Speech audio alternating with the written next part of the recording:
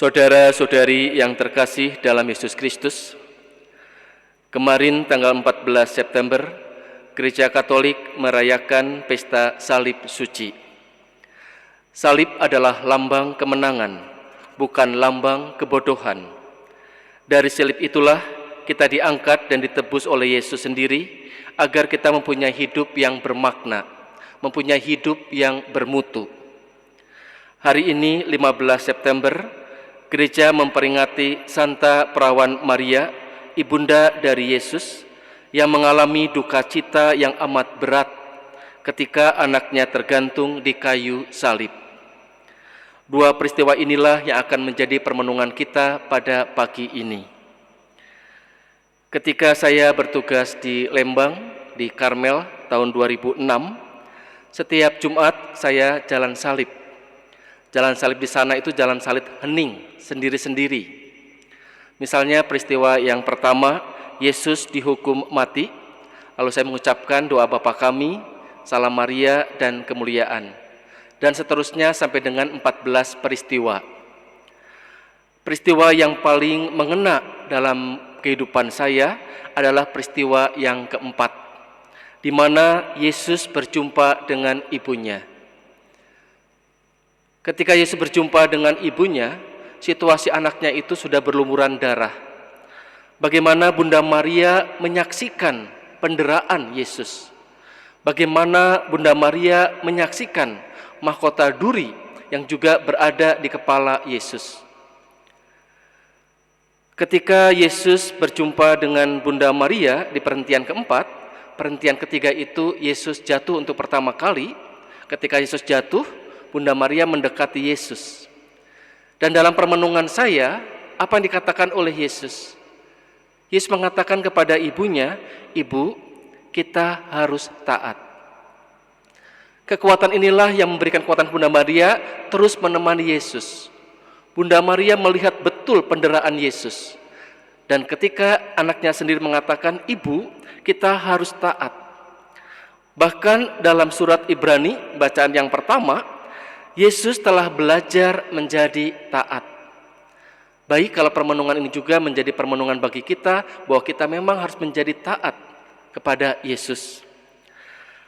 Lalu dalam perjalanan saya selanjutnya, tahun 2020 ini, ketika saya jalan salib, ternyata yang lebih dalam sekarang ini adalah perhentian yang ke-13. Perhentian yang ke-13 itu adalah Yesus diturunkan dari salib. Bunda Maria menerima jenazah Yesus dalam pangkuannya di perhentian ke-13 itu, yaitu dengan patung Pieta.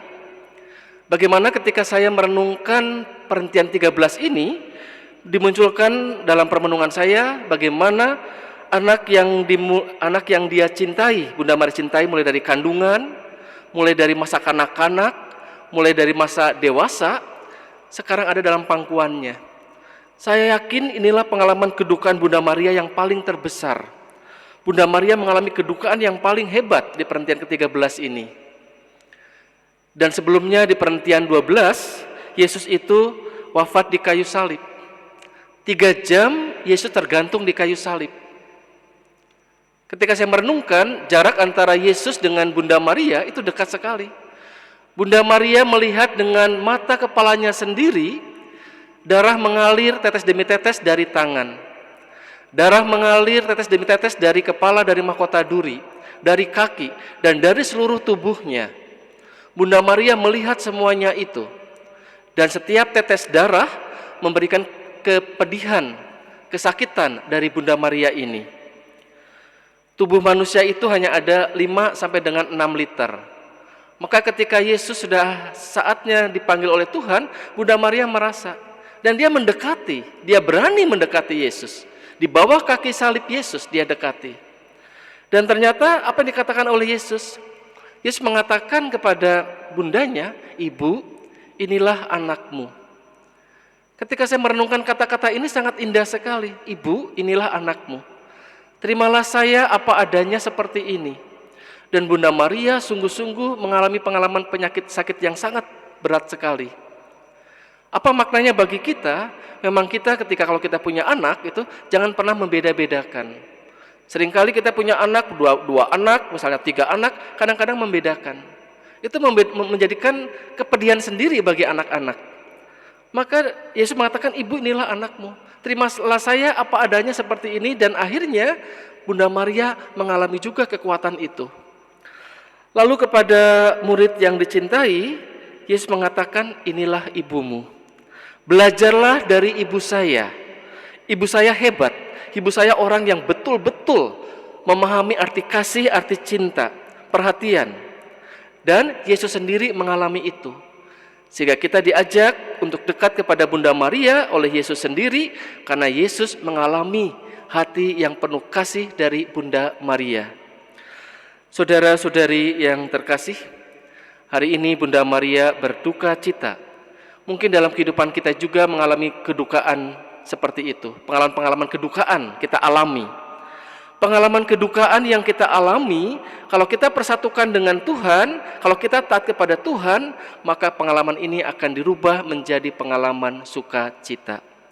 Oleh karena itu, mari kita berjuang betul, apapun kesulitan kita dalam kehidupan kita sehari, pengalaman kedukaan yang paling dalam, kita dekat dengan Tuhan, kita taat dengan Tuhan, maka pengalaman-pengalaman itu akan menjadi pengalaman yang penuh dengan sukacita. Mari kita hening sejenak.